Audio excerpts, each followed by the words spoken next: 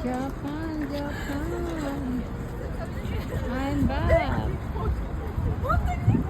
Now, nandito na ako sa aking tinuturing na first country. Sawa na muna ako sa mga tanawing bundok.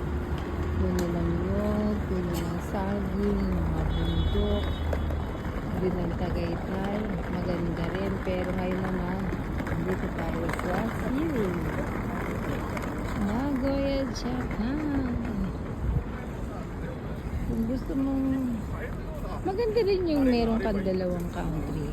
Na kung gusto mong umuwi ng malamig na bansa, balik ka ng Japan. Kung gusto mong umawra, balik ka rin ng Japan. Pag gusto mo naman ng naka-stepping ka lang, wala kang ayos-ayos, naka-short, kahit maitim yung kuko, Pilipinas. Gusto mo umawra, syempre, babalik ka na dunya. Dito kasi, depende kung saan ka pupunta, depende sa kasuotan, ganun na Japan. Depende sa pupuntahan ng lugar, ibabagay mo susuotin mo.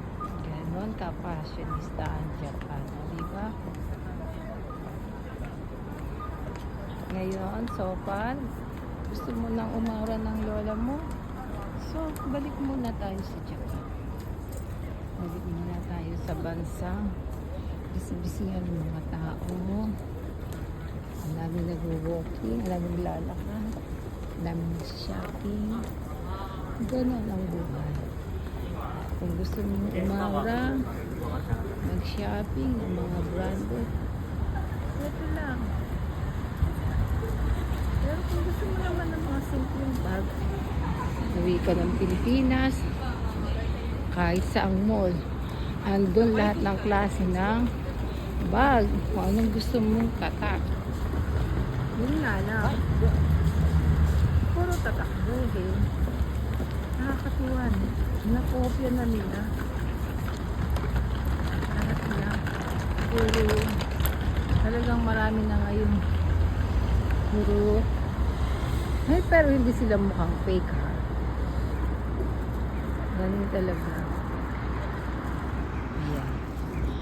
Andito ako sa Japan. Ang #1 fashionista. Japanesa. Nagpaurahan sila. Pormahan. Ayun lang. So ako sa ngayon ay dito na ako. Pag na-miss ko ang Pilipinas, andyan ulit ako next month. Sa ngayon, magsa-summer na ng